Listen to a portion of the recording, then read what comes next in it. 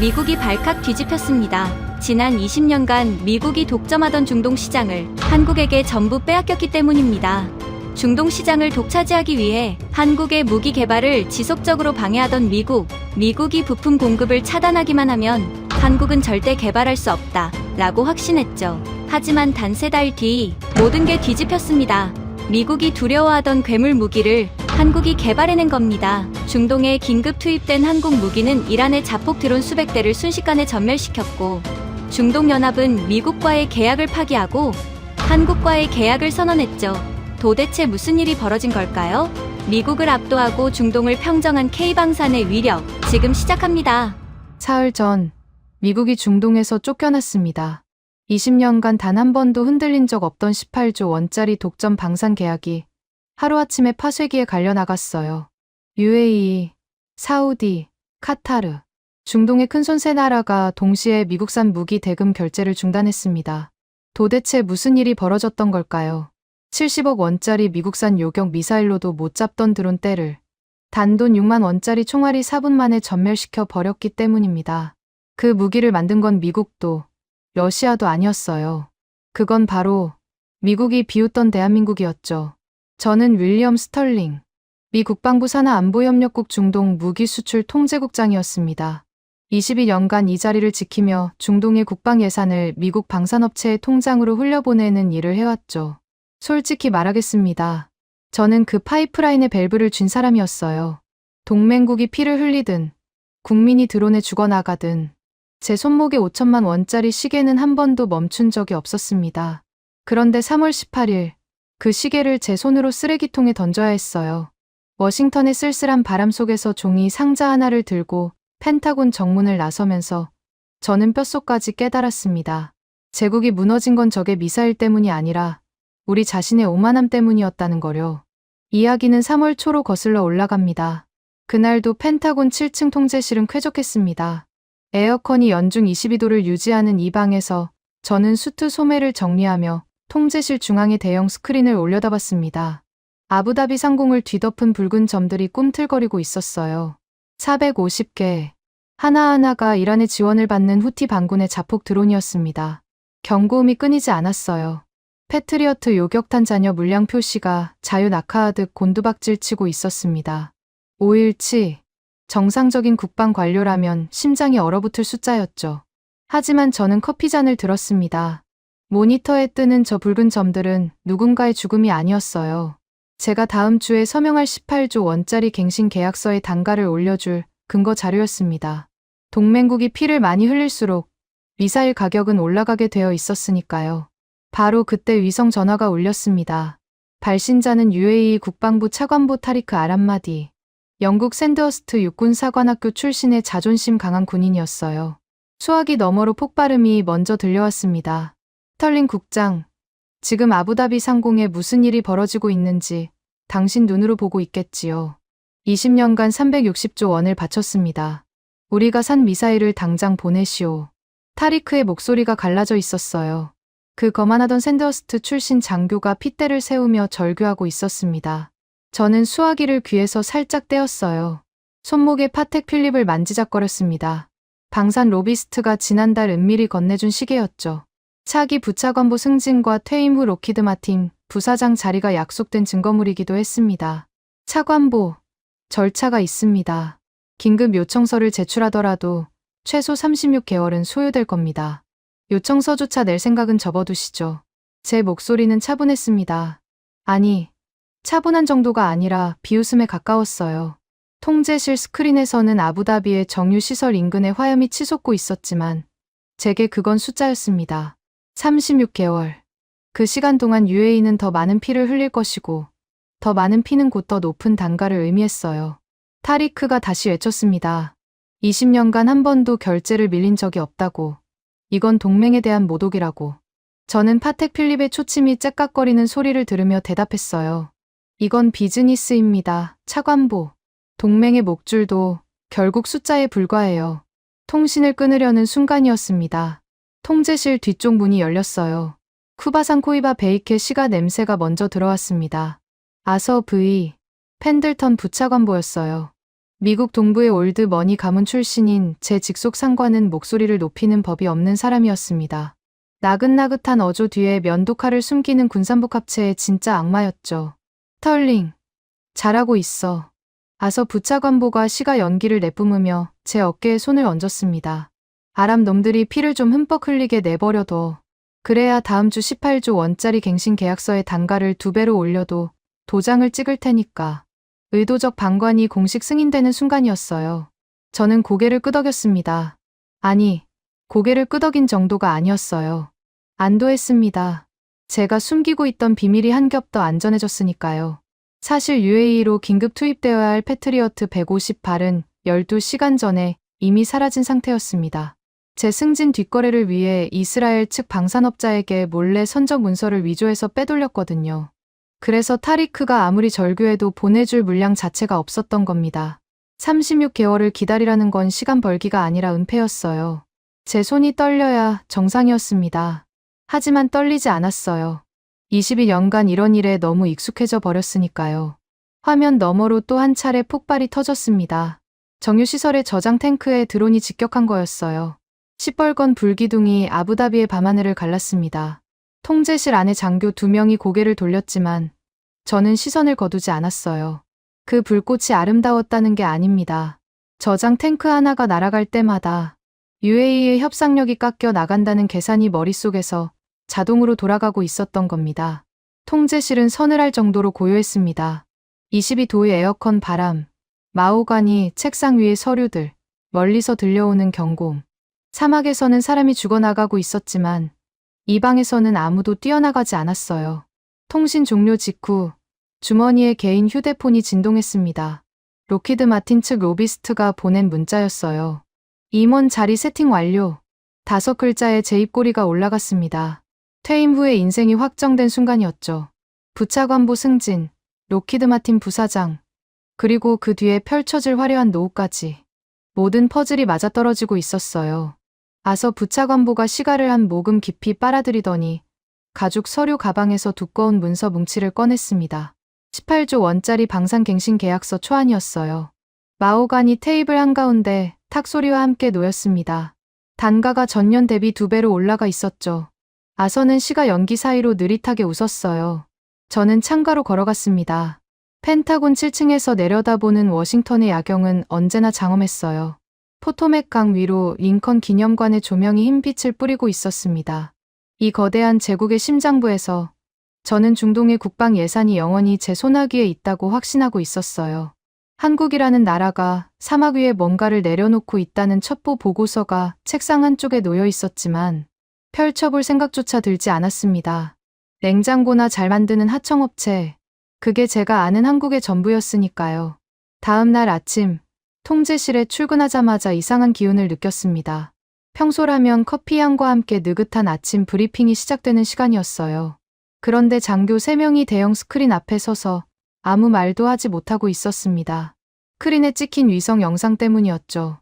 아부다비 정유시설 상공에서 드론 3대가 동시에 직격하는 장면이 실시간으로 중계되고 있었어요. 저장 탱크가 터지는 순간 불기둥이 하늘 높이 치솟으며 검은 연기가 버섯구름처럼 퍼져나갔습니다. 카메라 앵글이 흔들릴 정도의 폭발이었어요. 저는 커피잔을 내려놓지 않았습니다. 어제와 같은 계산이 머릿속에서 돌아갔어요. 저장 탱크 하나에 약 2천억 원, 3개면 6천억 원이 날아간 셈이었죠.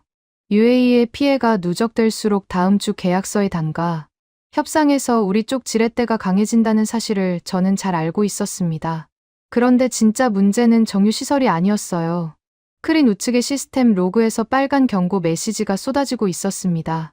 미군이 자랑하던 8천억 원짜리 최고급 사드 레이더, ANTPY-2의 탐지 기록이었어요. 소형 자폭 드론 군집의 레이더 반사, 신호가 너무 미약해서 시스템이 그걸 사막의 회오리 바람으로 분류하고 있었습니다. 선풍기라는 코드명이 화면에 줄줄이 찍혀 나왔어요. 8천억 원짜리 레이더가 3천만 원짜리 드론대를 선풍기로 착각하며 시스템 에러를 뿜어내고 있었던 겁니다. 치명적인 오류였죠. 패트리어트 잔여 물량 수치가 하루 만에 2자릿수로 급감했습니다. 어제까지 517라고 표시되던 숫자가 사실상 이틀치도 안 되는 수준으로 쪼그라든 거였어요. 그와 동시에 별도의 데이터 창이 열렸습니다. UAE 국방 예산 실시간 소진율이었어요. 이틀 만에 8조 원이 증발했다는 수치가 차갑게 떠 있었습니다. 70억 원짜리 패트리어트 요격탄으로 3천만 원짜리 드론을 막아왔으니 당연한 결과였죠. 포르쉐를 하늘에 던져서 파리를 잡는 전쟁이었으니까요. 바로 그때 통제실 후방석에서 누군가 일어섰습니다. 미 중부사령부 수석 전술 분석관 마커스 벤스 박사였어요. 정치가 아닌 수학과 데이터만 믿는 천재 군무원이었죠. 마커스가 서류 뭉치를 들고 제 앞으로 성큼 걸어왔습니다. 국장님, 70억짜리 미사일로 3천만 원짜리 드론 군집을 막는 교전비 구조를 계산했습니다. 48시간 이내에 동맹국 UAE의 방공 예산 파산이 확정됩니다. 이건 호들갑이 아니라 산술입니다. 마커스의 목소리에 감정이 실려 있었어요. 데이터만 말하던 사람 입에서 경고의 무게가 느껴졌습니다. 서류에 빼곡히 적힌 숫자들이 눈에 들어왔어요. 교전비 비율, 요격탄 소진 곡선, 잔여 물량 추이, 전부 한쪽으로 쏠려 있었습니다. 추락하는 쪽으로요. 저는 서류를 받아들고 한 장 넘겼습니다. 그리고 덮었어요. 벤스 박사, 그건 서류상의 호들갑이야. 현장 상황은 우리 손바닥 안에 있으니까 본연의 분석 업무에 집중하게. 마커스의 턱이 굳어지는 게 보였습니다. 하지만 저는 이미 개인 휴대폰을 꺼내 들고 있었어요. 주말 골프 예약을 잡아야 했거든요. 버지니아 교회의 프라이빗 클럽이었습니다. 로키드 마틴 부사장 후보들과의 비공식 라운딩이 잡혀 있었죠. 마커스가 돌아서는 뒷모습을 보면서도 저는 티오프 시간을 확인하고 있었습니다. 사막에서 사람이 죽어나가는 스크린 앞에서요. 오후가 되자 이상한 일이 벌어졌습니다. UAE 대사관의 직통 라인이 끊겼어요. 제가 전화를 건 게 아닙니다. UAE 쪽에서 미국 대사관과 펜타곤의 모든 직통 연락을 받지 않기 시작한 겁니다. 타리크 차관보의 개인 회선도 먹통이었어요. 어제까지 핏대를 세우며 매달리던 사람이 갑자기 전화를 끊었습니다. 구걸하던 쪽이 먼저 등을 돌리는 건 22년 경력에서 처음 보는 패턴이었어요. 뭔가 끼이적거렸지만 대수롭지 않게 넘겼습니다. 무기가 없으면 어차피 기어올 수밖에 없다고 생각했으니까요. 그로부터 정확히 2시간 뒤 첩보 위성 담당 장교가 급히 달려왔습니다. 국장님, 알다프라 기지 진입로에 정체불명의 항공기가 포착됐습니다. C-130 수송기급인데 미군 소속이 아닙니다. 스크린을 전환하자 위성 사진이 떴어요. 알다프라 연합공군기지 활주로에 대형 수송기 3대가 착륙하고 있었습니다. 동체에 찍힌 마크가 확대됐을 때 저는 눈을 한번 깜빡였어요. 태극 마크였습니다. 대한민국 공군 수송기였어요. 코웃음이 나왔습니다. 한국이 뭘 들고 왔는지는 관심도 없었어요. 카탈로그를 들고 영업하러 온 거겠거니 했습니다. 사막 한가운데서 전쟁이 벌어지는데 영업사원이 브로슈어를 펼치겠다고 날아온 꼴이라고 생각했죠. 하지만 위성사진의 다음 프레임이 제 예상을 비틀었습니다. 수송기의 후방 램프가 열리는 장면이었어요. 램프 아래로 내려오는 건 카탈로그가 아니었습니다. 궤도형 장갑차였어요. 동체 측면에 한화 로고가 선명하게 찍혀 있었습니다. 한 대가 아니었어요. 수송기 한 대에서 2대씩, 3대의 수송기에서 총 6대의 장갑차가 모래 위로 내려섰습니다. 그리고 마지막 수송기의 램프에서 한 무리의 사람들이 내렸어요. 군복이 아니라 작업복에 가까운 회사 단복 차림이었습니다. 선두에 선 남자의 오른쪽 팔뚝에 길게 흉터가 보였어요. 위성 사진의 해상도로도 식별될 만큼 뚜렷한 화상 자국이었습니다. 나중에야 알게 됐지만 그게 한화에어로스페이스 중동 방산 수주 지원 총괄 단장 최규철이라는 사람이었어요. 저는 다시 코웃음을 쳤습니다. 냉장고나 잘 만드는 하청업체가 고철을 들고 왔군. 옆에 있던 장교가 어색하게 웃었어요. 저도 웃었습니다. 하지만 속으로는 한 가지가 걸렸어요. 수송기에서 내린 장갑차들의 상태가 너무 깨끗하지 않았다는 점이었습니다. 차체 곳곳에 모래먼지가 끼어 있었고 궤도에 흙이 묻어 있었어요. 전시장에서 끌고 온 신품이 아니라 어딘가에서 실제로 굴리던 장비를 급히 실어온 느낌이었죠. 나중에 확인된 사실입니다만 그 장갑차들은 카탈로그에서 뽑아온 영업용 샘플이 아니었어요. 한국군이 실제 훈련 중이던 현역 장비, 비오복합이라는 대공 무기 체계를 통째로 빌려서 사막에 내려놓은 겁니다. 자국군의 방공망에 구멍이 뚫리는 걸 감수하면서까지 동맹국의 하늘을 지키겠다고 날아온 거였어요. 그때 저는 그 무게를 전혀 몰랐습니다. 무릎 꿇고 기어올 줄 알았던 UAE가 국을 대신 택한 건 전혀 다른 선택이었어요. 미국 카탈로그를 넘긴 게 아니라 48시간도 안 돼서 실전 무기를 실어 나라를 찾아낸 겁니다. 그것도 미국이 20년간 독점해 온 시장 한가운데로 직항편을 띄워서요. 저는 위성 사진을 받았습니다. 골프 예약 확인 문자가 와 있었거든요. 토요일 오전 8시. 버지니아 하늘 아래서 방산 로비스트와 악수를 나눌 생각에 기분이 나쁘지 않았어요. 사막에 내린 한국산 고철 따위가 미국의 20년 독점 체제를 흔들 수 있다는 생각은 1%도 하지 않았습니다. 마호가니 책상 위에는 아서 부차관보가 올려놓은 18조 원짜리 계약서, 초안이 그대로 놓여 있었어요. 시가 냄새가 아직 배어 있었습니다. 다음 주면 저 계약서에 도장이 찍히고 중동의 돈은 다시 워싱턴으로 흘러들어 올 거라고 저는 의심 없이 믿고 있었어요. 하지만 제가 골프 예약을 확인하는 동안 사막 위에서는 한화 로고가 찍힌 장갑차 6대의 엔진이 동시에 걸리며 모래먼지를 뿜어 올리고 있었습니다. 그 엔진 소리를 저는 듣지 못했어요. 8,000km 떨어진 에어컨 바람 속에서 저는 아직 이 게임의 주인이라고 착각하고 있었으니까요. 이틀이 지났습니다. UAE 쪽의 침묵이 계속됐어요. 직통 라인은 여전히 먹통이었고 타리크 차관보는 물론이고 UAE 국방부 실무진 누구도 전화를 받지 않았습니다. 22년간 이 자리에서 온갖 아랍 국가들의 행태를 봐왔지만 구걸하다가 갑자기 잠수를 타는 패턴은 처음이었어요. 불안했느냐고요. 아니었습니다. 오히려 속이 편했어요. 연락을 안 하는 건 돈이 떨어져서 체면 차리는 거라고 생각했으니까요. 조만간 두 손 들고 돌아올 거라고 확신했습니다. 그런데 3일째 되던 날 아침 통제실에 출근하자마자 보좌관이 달려왔어요. 국장님, 알다프라 기지에서 긴급 화상회의 요청이 들어왔습니다. 발신자가 한국 측입니다. 한국이라는 단어에 저는 미간을 찌푸렸습니다. 사흘 전 사막에 고철을 내려놓은 그 하청업체 말입니까? 화상회의를 요청할 자격이 있다고 생각하는 건지 의아했어요. 하지만 거절하면 오히려 제가 긴장하는 것처럼 보일 수 있었습니다.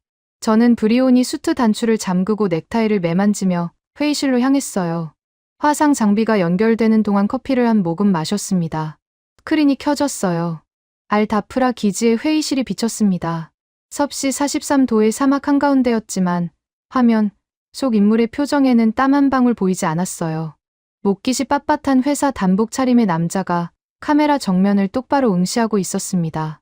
오른쪽 팔뚝에 긴 화상 흉터가 단복 소매 아래로 살짝 드러나 있었어요. 최규철, 한화에어로스페이스 중동 방산 수주 지원 총괄 단장이라고 자신을 밝혔습니다. 옆에는 날카로운 무태안경을 쓴 남자가 낡은 가죽 서류 가방을 무릎 위에 올려놓고 앉아 있었어요. 오세창이라는 수석 법무 책임자였습니다. 저는 의자 등받이에 깊숙이 기대며 먼저 말문을 열었어요. 시간이 많지 않으니 단도직입적으로 말하겠습니다. 미군 전술 데이터 링크 LN-16 접근권 문이라면 심사 절차만 최소 한 달입니다. 그 전까지는 귀측의 장비가 우리 방공망에 연동될 방법은 없어요. 선을 그은 겁니다. 미군 데이터 링크 없이는 사막에서 제대로 된 방공 작전이 불가능하다는 건 상식이었으니까요. 한 달이라는 시간을 던져놓으면 한국 측이 알아서 꼬리를 내릴 거라고 봤습니다. 어차피 우리 레이더에 기생해야 눈을 뜰 수 있는 처지 아니겠습니까? 최규철 단장이 입을 열었습니다.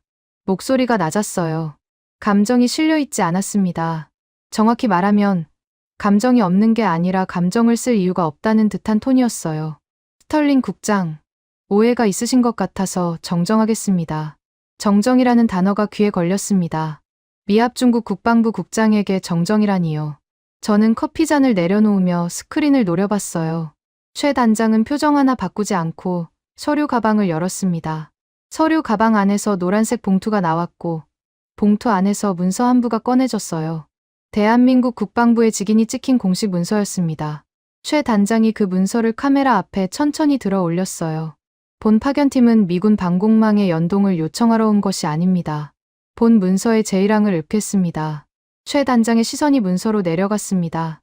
제1항, 미 중부사령부 전술 데이터 링크의 한화 시스템 연동에 대한 즉각적인 서면, 승인을 요구합니다.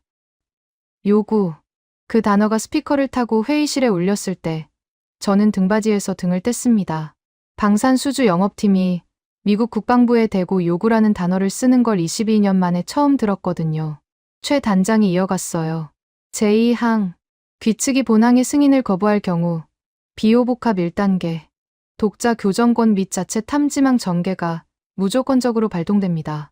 독자 교정권이라는 말에 옆자리에 보좌관이 고개를 돌려 저를 봤습니다. 저도 순간 귀를 의심했어요. 미군의 승인 없이 독자적으로 교전하겠다는 겁니까? 중동에서 미국의 허락 없이 반공 작전을 수행한 나라는 20년간 단 한 곳도 없었습니다. 그런데 최 단장은 거기서 멈추지 않았어요. 제3항. 본 문서 수령 후 48시간 이내에 귀측이 미응답할 경우 교전 통제권은 한국 시스템으로 자동 전환됩니다. 이것은 허락을 구하는 서류가 아닙니다. 48시간. 그 숫자가 회의실 공기를 얼려버렸습니다. 최 단장의 목소리는 처음부터 끝까지 같은 음량이었어요. 한 톤도 올라가지 않았고 한 톤도 내려가지 않았습니다. 협박이나 호소가 아니었어요. 통보였습니다. 이미 결정된 사항을 읽어주는 것에 가까웠죠. 제 안에서 뭔가가 끌어올랐습니다. 마오간이 책상 앞에서 아랍 왕족들이 고개를 숙이는 걸 봐온 사람한테 작업복, 차림의 한국인 엔지니어가 직인 문서를 들이밀며 48시간을 선언하다니요. 저는 주먹으로 책상을 내리쳤어요. 감히 하청업체가 미합 중국 국방부에 최후 통첩을 합니까? 당신들이 어디서 이런 권한을 가져왔는지 모르겠지만 이 문서는 휴지통에 처박히게 될 겁니다. 목소리가 갈라졌습니다. 손목에 파텍 필립이 형광등 불빛에 번쩍였어요. 보좌관이 움찔하는 게 느껴졌습니다. 하지만 스크린 너머의 최규철 단장은 눈 하나 깜빡이지 않았어요. 제 고함이 끝나기를 기다렸다는 듯 이 초의 침묵 뒤에 입을 열었습니다. 스털링 국장. 당사의 비호복합은 미군의 승인을 구걸하도록 설계되지 않았습니다. 귀하에게 남은 시간은 정확히 48시간입니다. 도장을 찍든 아니면 비키시든 선택하십시오. 그 말을 끝으로 최 단장은 문서를 테이블 위에 내려놓았습니다. 옆에 앉아있던 오세창 법무 책임자가 무태 안경 너머로 카메라를 한번 응시했어요. 아무 말도 하지 않았지만 그 시선에 담긴 의미는 분명했습니다. 법적으로 완벽하게 준비돼 있다는 무언의 확인이었죠. 최규철 단장이 만년필 뚜껑을 닫는 소리가 스피커를 통해 또각하고 울렸습니다. 그리고 화상 연결이 끊겼어요. 일방적으로요. 제가 끄는 게 아닙니다. 한국 측이 먼저 스크린을 꺼버린 겁니다. 미합 중국 국방부의 통제실 한가운데서 상대방이 먼저 통신을 차단하는 일을 저는 단 한 번도 겪어본 적이 없었어요. 스크린이 파란 대기 화면으로 전환됐습니다. 회의실이 조용해졌어요. 에어컨 바람 소리만 22도의 공기를 순환시키고 있었습니다. 보좌관이 조심스럽게 물었어요. 국장님, 48시간이면 모레까지인데요. 어떻게 하시겠습니까? 저는 대답하지 않았습니다. 넥타이를 고쳐 매며 자리에서 일어났어요. 다리가 뻣뻣한 게 느껴졌지만 내색하지 않았습니다. 회의실을 나서며 한마디 던졌어요. 하청업체의 허세에 일일이 반응할 필요 없어. 48시간이고 뭐고 미군 레이더 없이 사막에서 뭘 할 수 있겠나. 복도를 걸으며 파텍 필립의 초침 소리에 귀를 기울였습니다. 째깍째깍. 그 소리가 유난히 크게 들렸어요. 48시간이라는 숫자가 머릿속에서 지워지지 않았습니다. 하청업체의 허세라고 단정했지만 최규철이라는 남자의 눈빛에는 허세와는 전혀 다른 무게가 실려 있었어요. 팔뚝에 화상 흉터가 자꾸 떠올랐습니다. 미사일 추진체 시험 중에 입은 상처라고 했던가요. 저렇게 흉터를 달고 있는 사람이 빈손으로 허세를 부리러 8,000km를 날아올 리가 없었습니다. 집무실로 돌아와 의자에 앉았어요. 마오간이 책상 위에 18조 원짜리 계약서, 초안이 눈에 들어왔습니다. 다음 주면 끝나는 게임이었어요. 하지만 처음으로 그 서류 뭉치가 평소보다 얇아 보였습니다. 48시간 중 36시간이 흘렀습니다. 집무실 벽면의 전자시계가 데드라인 12시간 전을 가리키며 붉게 깜빡이고 있었어요. 저는 그 숫자를 보지 않으려 했습니다. 볼 이유가 없다고 스스로에게 말했어요. 하청업체가 정한 시한 따위에 미합 중국 국방부 국장이 쫓길 이유는 없으니까요. 그런데 몸은 정직했습니다. 커피를 3잔째 마시고 있었고 넥타이를 2번이나 고쳐 맸어요. 주말 골프 예약을 취소한 건 아침 일이었습니다. 로키드 마틴 로비스트에게 양해 문자를 보내면서 손가락이 미세하게 떨리는 걸 느꼈어요. 아무것도 아닌 떨림이었습니다. 에어컨 바람 때문이라고 판단했죠. 문이 열렸습니다. 시가 냄새가 아니었어요. 아서 부차관보가 시가 없이 들어왔습니다.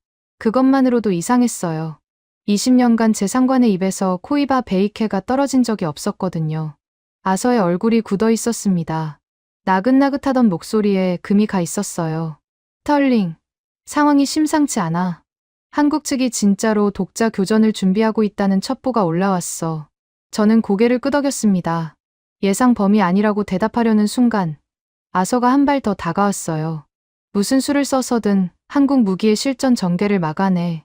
저놈들이 사막에서 한 발이라도 쏘는 순간 18조 원짜리 갱신 계약은 끝장이야. 알겠나. 아서의 눈이 날카로웠습니다. 나긋한 악마가 처음으로 이를 드러낸 거였어요. 저는 알겠다고 대답했습니다. 하지만 속으로는 공포가 차올랐어요. 한국 무기를 막아내라. 어떻게요? 48시간짜리 직인 문서를 들이밀고 돌아간 사람들을 말로 막을 수 있겠습니까? 정상적인 방법으로는 불가능했습니다. 그래서 비정상적인 방법을 택했어요. 아서가 나간 뒤 저는 개인 휴대폰을 꺼냈습니다. 공식 기록이 남는 직통 라인이 아니라 암호화된 사설 회선이었어요. 타리크 아람마디 차관보의 개인 번호를 눌렀습니다. 사흘간 먹통이던 번호였죠. 신호음이 3번 울렸을 때 예상과 달리 전화가 연결됐어요. 타리크가 받은 겁니다. 타리크 차관보, 윌리엄 스털링입니다. 솔직하게 말하겠습니다. 저는 목소리를 최대한 낮췄어요. 통제실이 아닌 집무실 안쪽, 창가 구석에서 벽을 보고 서서 말했습니다. 이스라엘로 보냈던 패트리어트 150발을 전량 돌려보내겠습니다. 내일 아침까지 아부다비에 도착시킬 수 있어요. 조건은 하나입니다. 한국 무기를 당장 철수시키십시오. 제 입에서 나온 말이었지만 스스로도 비열하다는 걸 알고 있었습니다. 이틀 전까지 36개월을 기다리라고 비웃던 사람이 이제 와서 내일 아침까지 보내주겠다며 구걸하고 있었으니까요. 하지만 선택지가 없었어요. 한국 무기가 사막에서 한 발이라도 쏘면 18조 원이 날아가고 18조 원이 날아가면 제 승진도 로키드 마틴 자리도 전부 끝이었습니다. 수화기 너머로 침묵이 흘렀어요. 타리크가 대답하지 않았습니다. 3초, 5초, 10초. 그 침묵이 이상했어요. 이틀 전까지 핏대를 세우던 사람이 미사일을 주겠다는 제안에도 아무 반응이 없었으니까요. 그때 수화기 너머로 미세한 전자음이 들렸습니다. 통화 연결이 전환되는 소리였어요. 타리크가 누군가에게 통화를 넘긴 겁니다. 스피커폰이 켜진 듯 약간의 울림이 섞인 목소리가 흘러나왔습니다. 한국어였어요. 그리고 곧바로 영어로 전환됐습니다. 스털링 국장, 방금 말씀하신 내용은 녹음되고 있습니다. 심장이 한 박자 멈추는 느낌이었어요. 목소리의 주인은 오세창이었습니다. 한국 측 수석 법무 책임자. 이틀 전 화상회의에서 무태안경 너머로 카메라를 응시하던 그 남자였어요. 귀측이 방금 제안하신 내용을 정리하겠습니다. 리압 중국 국방부 소속 국장이 정식 절차를 거치지 않은 비공식 채널을 통해 특정 무기 체계의 철수를 조건으로 긴급 군수 물자를 제공하겠다고 제안하셨습니다. 이것은 본 계약의 긴급 구호 원칙을 정면으로 위배하는 뇌물성 분할 지원에 해당합니다. 등에서 식은땀이 흘렀습니다. 녹음이라는 단어가 뇌를 관통했어요. 타리크가 처음부터 한국 측에 전화를 연결해 놓은 거였습니다. 제 뒷거래 제안이 실시간으로 녹음되고 있었어요. 저는 전화를 끊으려 했습니다. 하지만 오세창의 다음 문장이 제 손을 얼려버렸어요.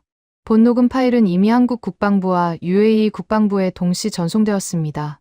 추가로 귀측 펜타곤 법무국에도 사본이 발송될 예정입니다. 스털링 국장, 지금 전화를 끊으셔도 이미 늦었습니다. 수화기를 든 채 벽을 보고 서 있었어요. 다리에 힘이 빠지는 게 느껴졌습니다. 오세창의 목소리가 이어졌어요. 그리고 한 가지 더 고지드립니다. 귀측이 제안하신 비공식 분할 지원은 본 계약의 긴급 구호 원칙 위배로 법적으로 원천 무효입니다. 본건에 대한 내용 증명은 10분 이내에 귀측 공식 이메일로 발송됩니다. 통화가 끊겼습니다. 제가 끊은 게 아니에요. 또 한국 측이 먼저 끊었습니다. 이번에는 화상회의가 아니라 제 개인 사설 회선에서 벌어진 일이었어요. 암호화된 채널이라고 믿었던 라인이 아무런 방어막도 되지 못한 겁니다. 정확히 10분 뒤 펜타곤 공식 이메일 서버에 내용 증명이 도착했습니다. 오세창 명의였어요. 제가 전화로 제안한 내용이 항목별로 정리되어 있었고 긴급 구호 원칙 위반으로 법적 원천 무효라는 판정이 한 줄 한 줄 박혀 있었습니다. 도망칠 구멍이 없었어요. 뇌물성 회유의 증거가 녹음 파일과 내용 증명이라는 이중 자물쇠로 잠겨버린 겁니다. 머릿속이 하얘졌습니다. 하지만 공포보다 분노가 먼저 치밀었어요. 이렇게 당할 수는 없었습니다. 아직 카드가 하나 남아 있었어요. 저는 집무실을 박차고 나와 복도를 미친 듯이 뛰었습니다. 브리온이 수트 자락이 펄럭였어요. 목적지는 미 중부사령부 통제실이었습니다. 통제실 문을 열어젖히자 대형 스크린 앞에서 장교들이 일제히 고개를 돌렸어요. 저는 숨을 몰아쉬며 명령했습니다. 당장 UAE 전역에 미군 레이더 스위치를 내려 모든 전술 데이터 연동을 강제 차단해. 통제실이 얼어붙었어요. 장교 하나가 되물었습니다. 국장님, 레이더를 끄면 알다프라 기지 주변이 완전한 블라인드 존이 됩니다. 우리 병력도 위험합니다. 내가 책임진다. 당장 실행해. 제 목소리가 통제실 전체에 울렸어요. 손이 떨리고 있었지만 주먹을 쥐어 감췄습니다. 장교가 망설이다 키보드에 손을 올렸어요. 화면 위에 레이더 아이콘들이 하나씩 꺼져갔습니다. 초록색 불빛이 회색이 검은색으로 바뀌었어요. 알다프라 기지 주변 반경 수십 킬로미터가 새까만 먹통으로 변했습니다. 저는 검은 화면을 노려보며 중얼거렸어요. 미군 레이더 없이 사막에서 뭘 할 수 있겠나. 한국의 고철 덩어리들은 눈이 멀었을 겁니다. 자체 탐지 능력이 있다고 허세를 부렸지만 미군의 사드 레이더망 없이 소형 드론, 항적을 추적할 수 있는 시스템은 이 지구상에 존재하지 않는다고 저는 확신했어요. 통제실의 모든 스크린이 검게 변한 채로 시간이 흘렀습니다. 5분, 10분, 30분. 저는 팔짱을 끼고 서서 한국 측 진영에서 항의 전화가 걸려오기를 기다렸어요. 레이더가 꺼지면 앞이 깜깜해질 테니 미군 데이터 연동을 다시 켜달라고 매달리는 전화가 올 거라고 확신했습니다. 1시간이 지났어요. 전화는 오지 않았습니다. 2시간이 지났습니다. 여전히 아무 연락이 없었어요. 한국 측 진영에서는 항해 전화 한 통, 문에 이메일 한 건도 도착하지 않았습니다. 이상했어요. 레이더가 꺼지면 공황 상태에 빠져야 정상이었습니다. 사막 한가운데서 눈이 멀었는데 어떻게 아무런 반응도 없을 수 있겠습니까? 저는 통제실의 의자에 앉아 검은 스크린을 응시했어요. 파텍 필립의 초침 소리가 유난히 선명하게 들려왔습니다. 그때는 몰랐습니다. 한국 측이 항의하지 않은 이유를요. 매달릴 필요가 없는 사람은 전화기를 들지 않는 법이었어요. 미군 레이더가 꺼져도 아무런 지장이 없는 무언가를 한국은 이미 품고 있었던 겁니다.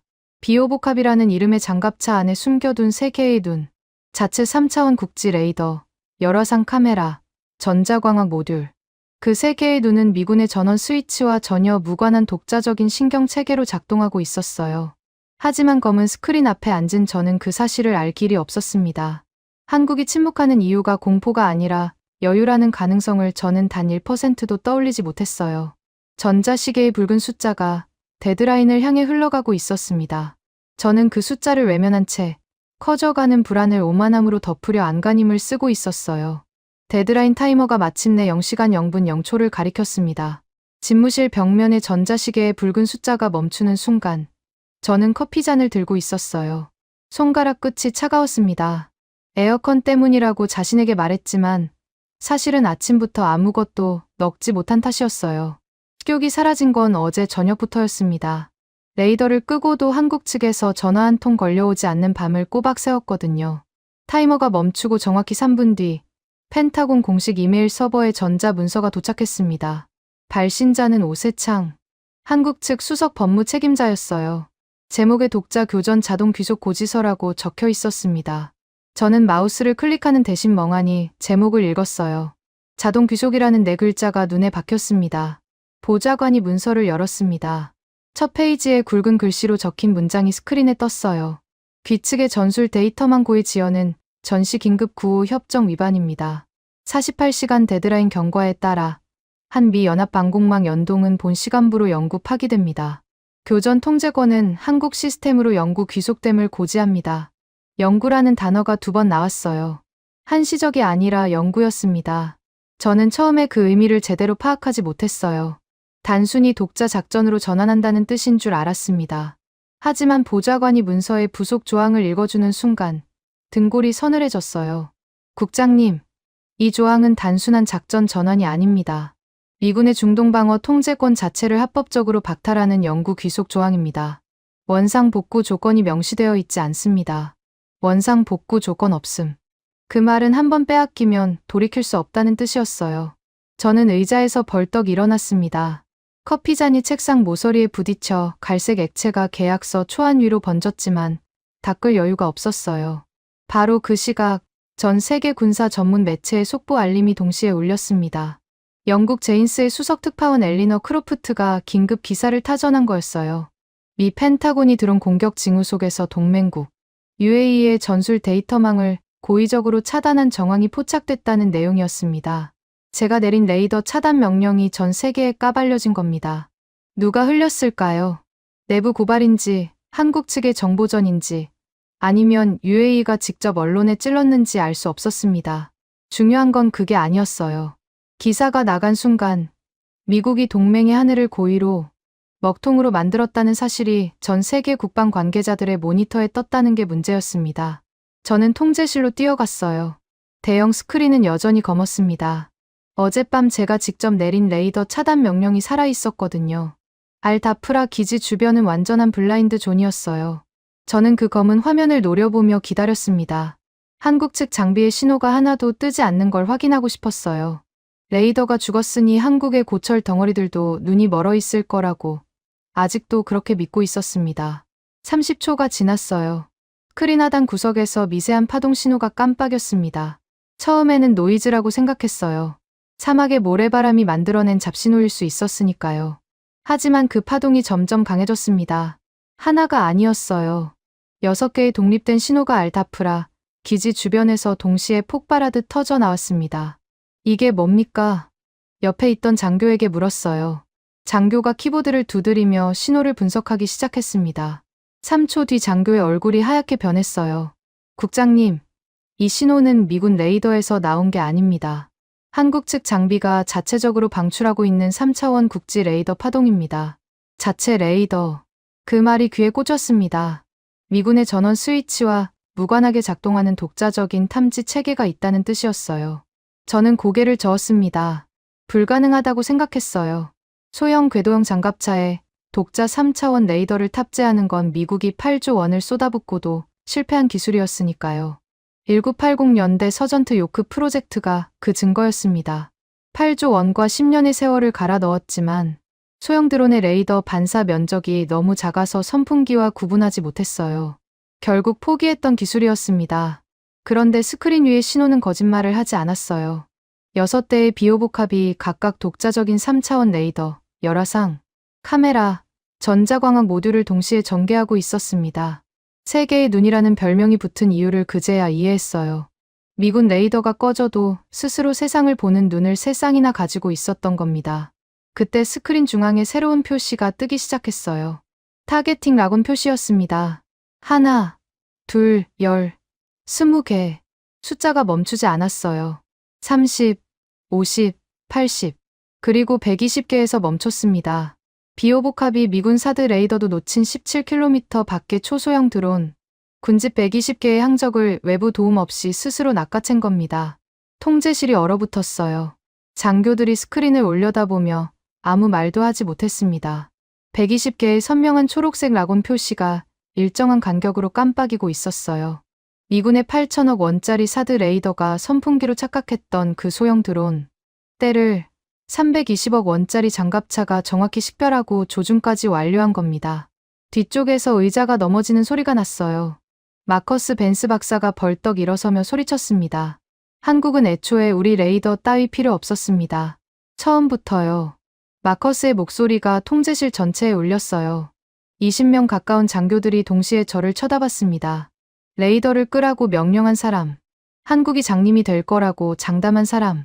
그 사람이 바로 저였으니까요. 손에 들고 있던 펜이 미끄러졌습니다. 몽블랑 최고급 라인이었어요. 바닥에 떨어지며 딸깍 소리를 냈습니다. 저는 그 펜을 줍지 못했어요.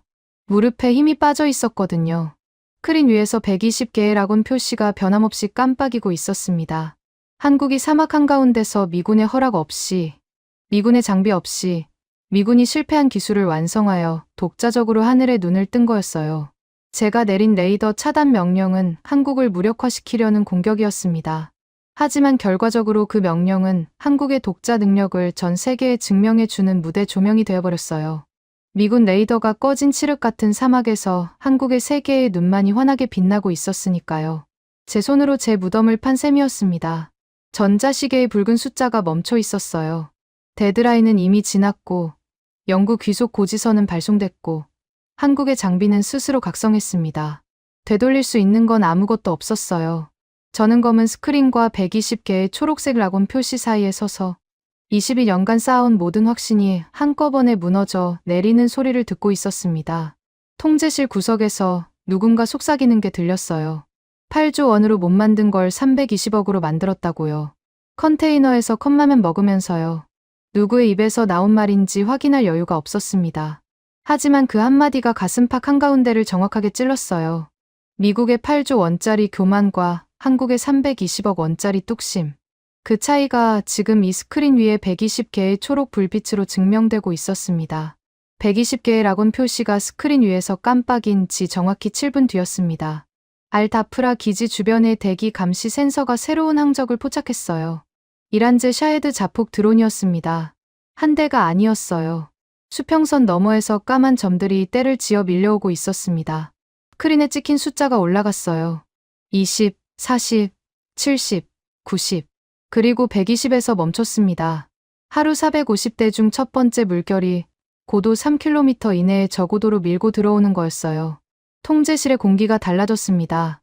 장교들의 얼굴에서 혈색이 빠졌어요. 미군 레이더는 제 명령으로 꺼진 상태였고 패트리어트 요격탄은 이미 바닥을 드러낸 지 오래였습니다. 미합 중국 군대가 이 사막에서 쏠 수 있는 건 아무것도 없었어요. 70억 원짜리 방패가 전원이 꺼진 채 멈춰 서 있는 겁니다. 스크린 한쪽에 알다프라 기지 현장 영상이 떴어요. 미 육군 제32 방공포병여단 소속 패트리어트 포대장 된 코알스키 대위의 헬멧 카메라 영상이었습니다. 화면이 흔들렸어요. 코알스키 대위가 벙커 안에서 몸을 웅크리고 있었습니다. 모래를 뒤집어 쓴 군복, 계기판의 탄약 표시가 0을 가리키는 스크린, 그리고 부하들의 눈에 서린 공포. 코알스키 대위가 헬멧 바이저를 내리며 눈을 감았어요. 죽음을 준비하는 군인의 얼굴이었습니다. 사막의 먼지 냄새와 땀 냄새가 화면을 통해서도 전해지는 것 같았어요. 저는 그 영상을 보면서도 가슴이 아프지 않았습니다. 아니, 아프지 않은 척했어요. 코알스키 대위는 현장에서 죽어가는 진짜 군인이었고 저는 8,000km 떨어진 에어컨 바람 속에서 커피잔을 쥐고 있는 관료였으니까요. 같은 제복을 입었지만 같은 전쟁을 하고 있지는 않았습니다. 드론 군집이 알다프라 기지 반경 17km까지 접근했어요. 스크린에서 붉은 점들이 기지를 향해 쏟아져 내리는 형상이었습니다. 7분 뒤면 기지 상공에 도달할 거라는 예측 경로가 떴어요. 통제실의 누군가가 낮은 목소리로 기도를 중얼거렸습니다. 바로 그 순간이었어요. 현장 영상의 화면이 흔들리더니 코알스키 대위의 벙커 바깥에서 엔진 소리가 들려왔습니다. 한 대가 아니었어요. 6대의 궤도형 장갑차가 시속 60km로 모래 언덕을 타고 올라가며 진영을 잡는 장면이 카메라에 잡혔습니다. 차체 측면에 한화 로고가 선명했어요. 비오복합이었습니다. 미국이 1980년대에 8조 원을 쏟아붓고 포기했던 그 기술이 320억 원짜리 장갑차 위에서 모래 먼지를 뿜으며 살아 움직이고 있었어요. 장갑차들이 모래 능선 위에 일렬로 멈춰 섰습니다. 포탑이 동시에 하늘을 향해 돌아갔어요. 30mm 쌍열 기관포의 포신이 사막의 뿌연 하늘을 겨눴습니다. 스크린에 한국 측의 무전 주파수가 잡혔어요. 최규철 단장의 목소리였습니다. 짧았어요. 단어 2개였습니다. 사격 개시. 그 무전 서명이 떨어지는 순간 6대의 비오복합이 일제히 불을 뿜었습니다. 30mm 쌍열 기관포가 분당 1200발의 철갑소위탄을 하늘로 쏟아올렸어요. 소리가 먼저 왔습니다.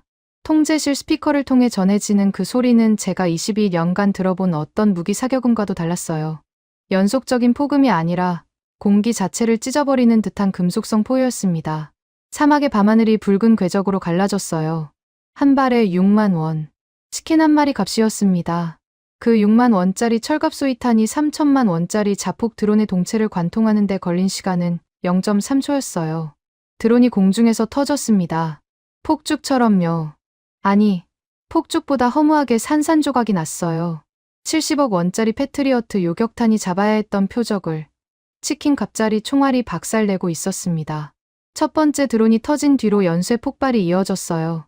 2대, 5대, 10대. 총알이 하늘로 솟구칠 때마다 드론들이 공중에서 불꽃을 피우며 추락했습니다. 스크린의 붉은 점들이 하나씩 사라졌어요.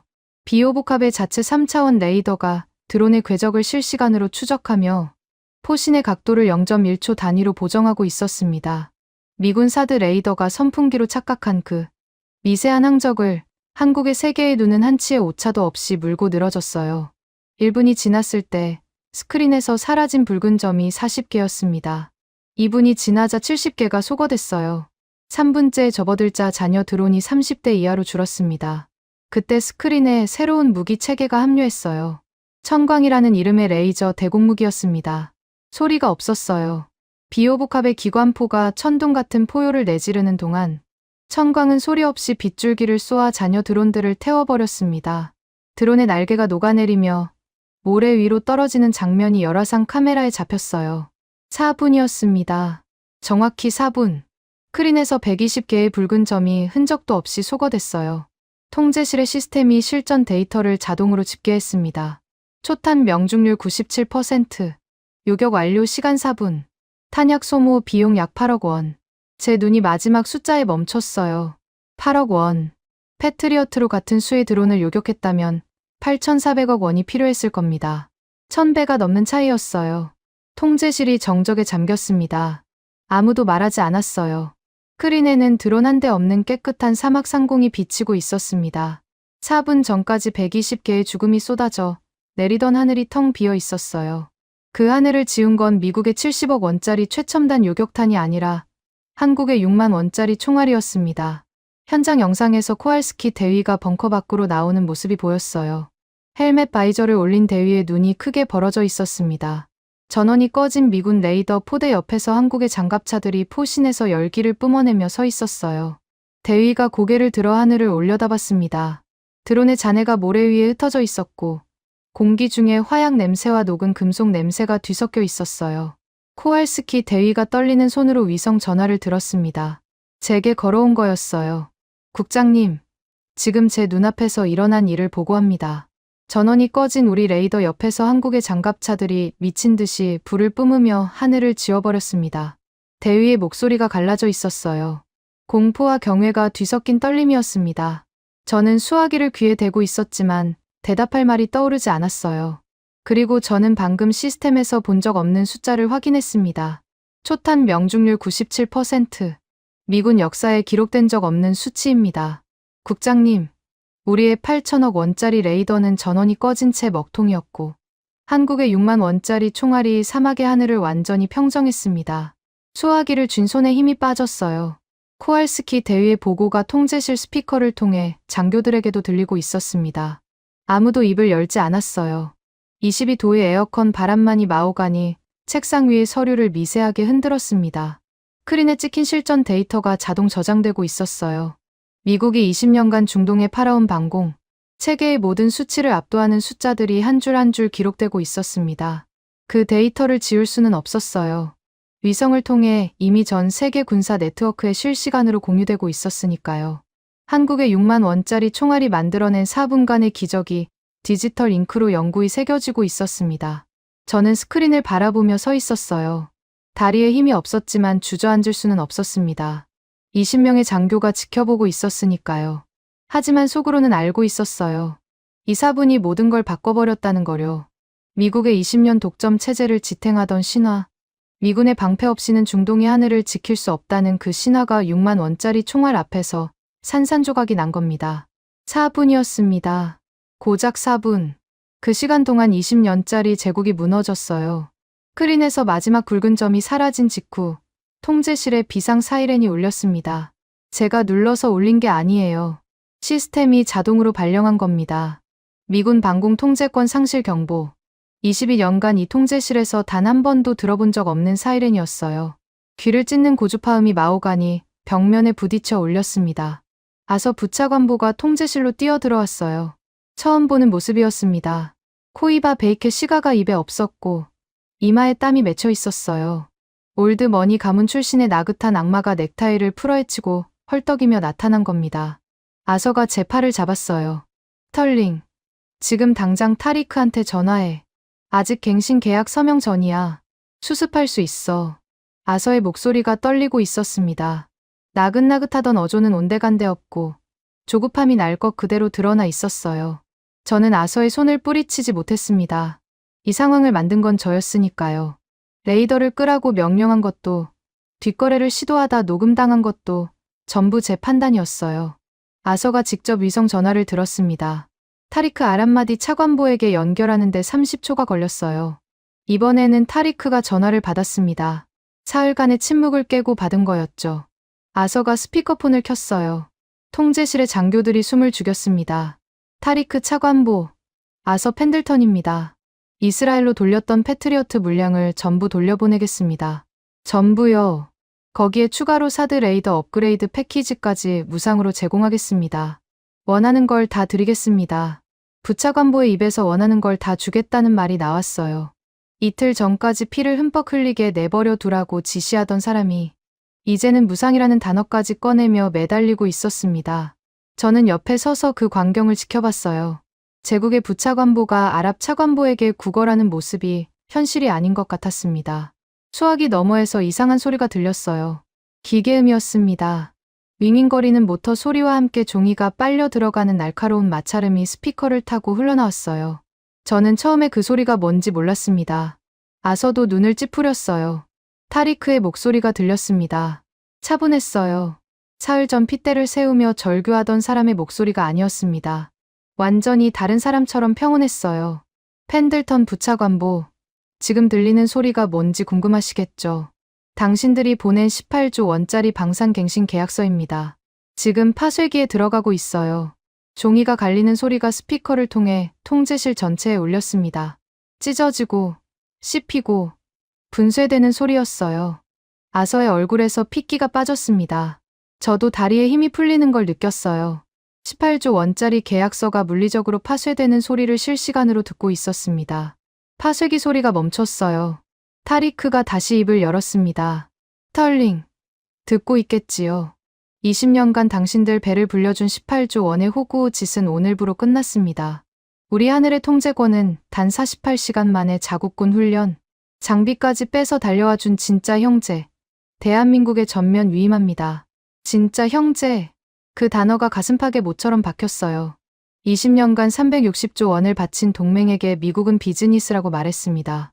하지만 48시간 만에 자국군 방공망에 구멍을 뚫어가면서까지 달려온 한국에게 타리크는 형제라는 단어를 쓴 거였어요. 돈으로 산 동맹과 피로 증명한 형제. 그 차이가 지금 이 전화 한 통에 담겨 있었습니다. 아서가 수화기를 움켜쥐며 다시 말을 이으려 했어요. 하지만 타리크가 먼저 끊었습니다. 화상 카메라가 연결되어 있었다면 봤을 겁니다. 타리크의 책상 옆에 최규철 단장이 앉아있는 장면을요. 나중에 확인된 사실이었지만 타리크가 파쇄기를 돌리는 그 시각에 최 단장은 이미 한국 방산 시스템 도입에 관한 18조 원 규모의 전자 계약서에 서명을 완료한 상태였어요. 파쇄기에 미국 계약서가 갈리는 동안 같은 방에서 한국 계약서에 도장이 찍히고 있었던 겁니다. 서명과 동시에 18조 원의 예산이 이동했습니다. 미국 방산업체의 계좌가 아니라 한국 컨소시엄 계좌로 실시간 송금이 완료됐어요. 20년간 워싱턴으로 흘러들던 돈줄이 서울로 방향을 틀었습니다. 제 듀얼 모니터에 붉은색 팝업이 뜨기 시작했어요. 계약 취소 통보, 예산 동결 통보, 협력 중단 통보. 하나가 아니었습니다. 줄줄이 쏟아졌어요. 팝업이 팝업을 덮고 그 위에 또 팝업이 겹쳤습니다. 그리고 UAE만이 아니었어요. 도미노가 시작된 겁니다. UAE의 공식 성명이 나간 지 정확히 1시간 뒤 사우디 국방부가 움직였습니다. 미국산 레이더 구매 법안을 즉각 폐기한다는 긴급 고시가 떴어요. 사우디가 단독으로 판단한 게 아니었습니다. 한국의 비호복합이 4분 만에 120대를 전멸시킨 실전 데이터가 중동 전역의 국방부 서버에 공유된 직후의 반응이었어요. 97%라는 숫자가 아랍 국방 장관들의 회의 테이블을 뒤집은 겁니다. 사우디에 이어 카타르가 쐐기를 박았어요. 당일 오후 예정되어 있던 미국 무기 대금 결제가 전면 중단됐습니다. 수십억 달러 규모의 송금이 실행 직전에 동결된 거였어요. 카타르 국방부의 공식 사유는 단 한 줄이었습니다. 방공 체계 재평가 필요. 하지만 그 한 줄의 의미는 모두가 알고 있었죠. 미국산 무기에 더 이상 돈을 쓸 이유가 없다는 선언이었어요. 펜타곤 1인 전체가 마비됐습니다. 각국 대사관에서 쏟아지는 항해 전화와 계약 재검토 요청이 모든 회선을 점령했어요. 제 사무실 전화, 보좌관의 전화, 통제실의 비상 회선까지 전부 울려댔습니다. 받을 수가 없었어요. 받아서 뭐라고 대답하겠습니까? 미군의 방패가 사막에서 먹통이 됐고 한국의 총알이 그 자리를 채웠다는 사실을 부정할 수는 없었으니까요. 통제실 한가운데서 발소리가 다가왔습니다. 마커스 벤스 박사였어요. 서류철을 한 손에 들고 있었습니다. 제가 사흘 전에 서류상이 호들갑이라며 묵살했던 바로 그 교전비 분석 보고서였어요. 마커스가 제 앞에 서서 서류철을 탁 소리와 함께 내려놓았습니다. 제 경고를 호들갑이라 비웃으시더니 똑똑히 보십시오. 국장. 마커스의 눈이 차가웠어요. 데이터만 말하던 천재 분석관의 입에서 감정이 터져 나오고 있었습니다. 그 알량한 파텍 필립 시계 하나 챙기려다 한국의 치킨 한 마리가 총알에 미 국방부의 목줄이 통째로 뜯겨 나간 꼴을 말입니다. 통제실의 장교들이 전부 돌아봤어요. 마커스가 제 앞에서 대놓고 파텍 필립을 언급한 겁니다. 뒷거래의 상징을 공개석상에서 지목한 거였어요. 저는 대답하지 못했습니다. 입을 열면 목소리가 떨릴 것 같았어요. 마커스가 돌아서며 한마디 더 던졌습니다. 고작 6만 원짜리 총알에 18조 원짜리 제국이 박살난 꼴을 똑똑히 보십시오. 그 말이 통제실 전체에 울렸어요. 아무도 반박하지 않았습니다. 반박할 수가 없었어요. 스크린에는 미군의 엠블럼이 내려가고 통제권 상실이라는 알림이 붉게 전멸하고 있었으니까요. 저는 스크린을 올려다봤습니다. 20년간 미군의 엠블럼이 떠있던 그 자리가 비어 있었어요. 독점 시장이라는 거대한 댐이 단 하루 만에 무너져 내리는 굉음이 귓속에서 울렸습니다. 환청인지 현실인지 구분이 되지 않았어요. UAE의 18조 원이 날아갔고 사우디의 레이더 계약이 폐기됐고 카타르의 대금이 동결됐습니다. 하루 만에 벌어진 일이었어요. 파텍 필립의 초침이 째깍거렸습니다. 마커스의 말이 맞았어요. 이 시계 하나 챙기려다 제국의 목줄이 뜯겨 나간 겁니다. 저는 시계를 내려다봤어요. 5시 정각을 가리키고 있었습니다. 평소라면 퇴근 준비를 하며 로비스트와의 저녁 약속을 확인할 시간이었어요. 하지만 오늘은 퇴근할 수 없었습니다. 퇴근할 곳이 있는지조차 확신할 수 없었어요. 통제실 모니터에서 마지막 미군 엠블럼이 사라졌습니다. 중동의 하늘은 더 이상 워싱턴의 것이 아니었어요. 3월 18일 오전 8시. 펜타곤 7층 복도에 제 구두 소리만 울렸습니다. 평소라면 이 시간에 보좌관이 커피와 함께 일일 브리핑 자료를 들고 기다리고 있었어요. 하지만 오늘은 아무도 없었습니다. 복도가 비정상적으로 조용했어요. 에어컨 바람 소리마저 멈춘 것 같았습니다. 집무실 문 앞에 도착했을 때 문이 이미 열려 있는 걸 봤어요. 제가 열어둔 게 아니었습니다. 안에서 사람 소리가 들렸어요. 서류를 넘기는 소리, 서랍을 여닫는 소리, 그리고 낮은 목소리로 주고받는 대화. 저는 문 앞에서 발을 멈췄습니다. 심장이 빨라지는 게 느껴졌어요.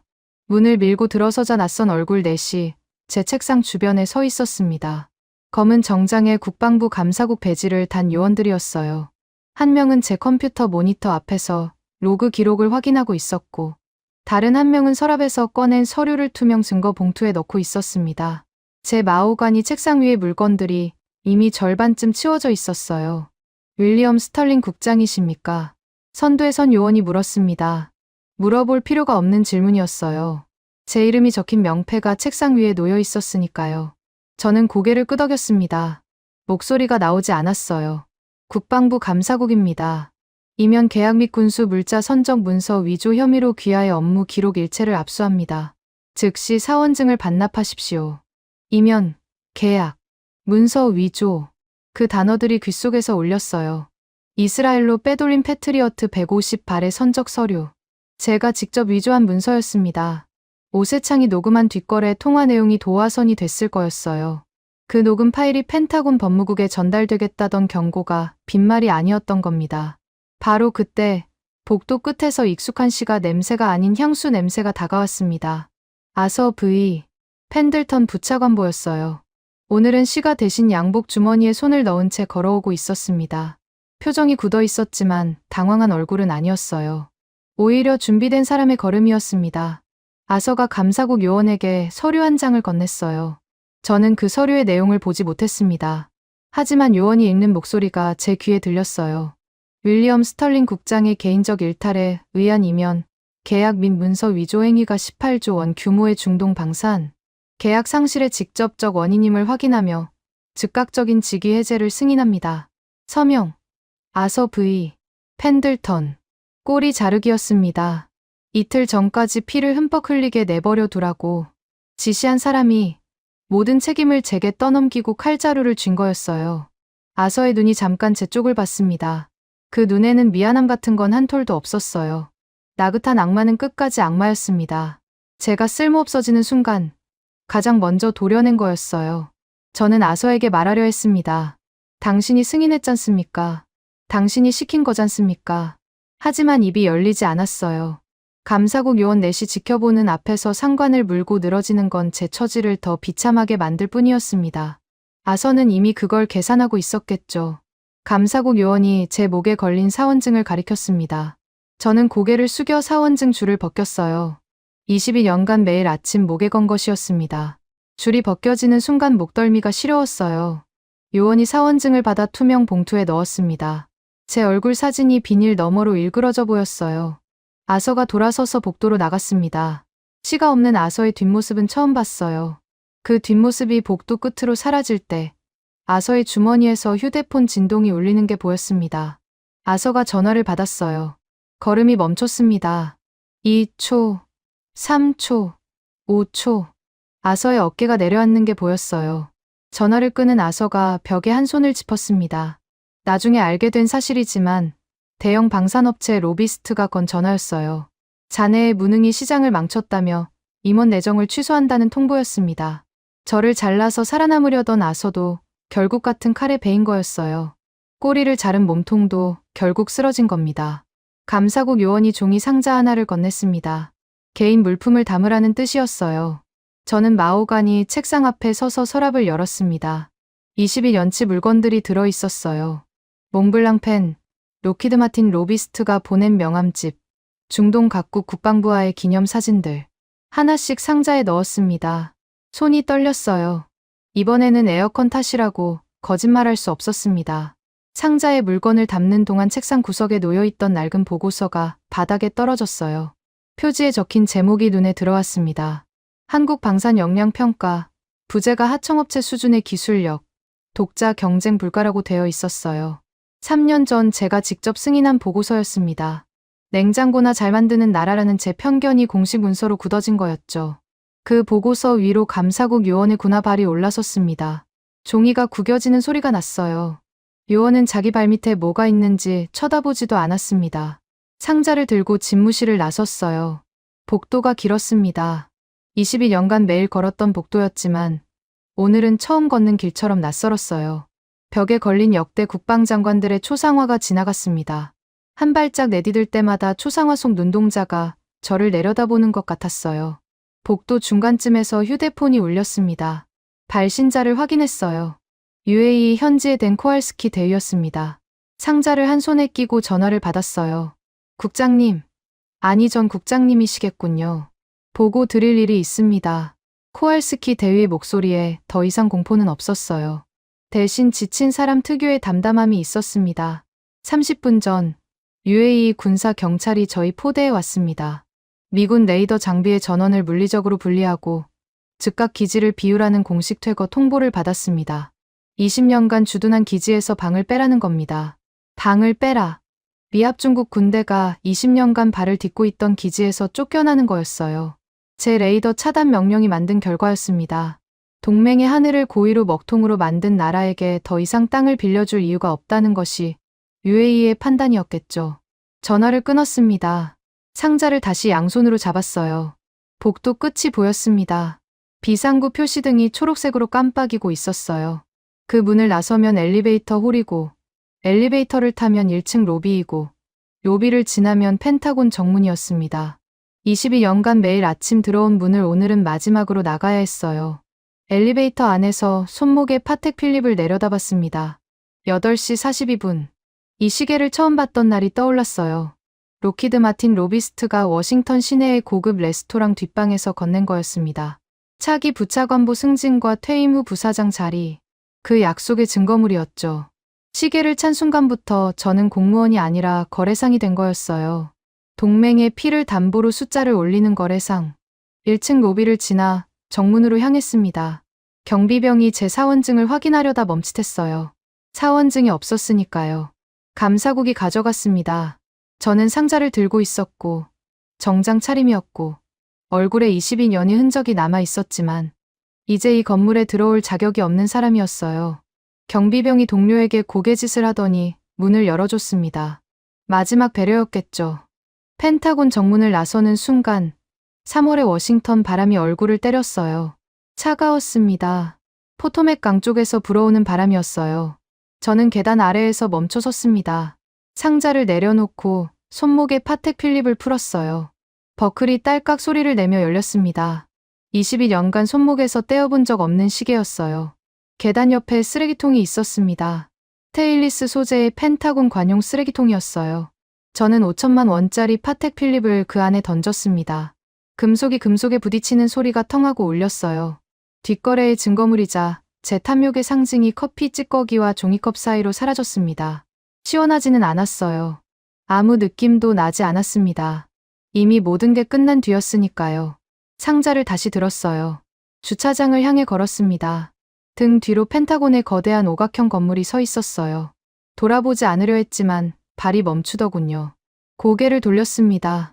7층의 창문들이 보였어요. 제가 22년간 앉았던 통제실의 창이었습니다. 불이 꺼져 있었어요. 비상경고등의 붉은 빛만 유리에 반사되어 깜빡이고 있었습니다. 우리는 저 마호가니 책상에 앉아 엑셀표의 숫자로 동맹의 목줄을 쥐었다고 착각했습니다. 사막의 모래바람 속에서 한국의 6만 원짜리 총알이 하늘을 가르는 순간, 우리가 영원히 잃은 것은 18조 원의 장부가 아니라 제국의 신뢰 그 자체였어요.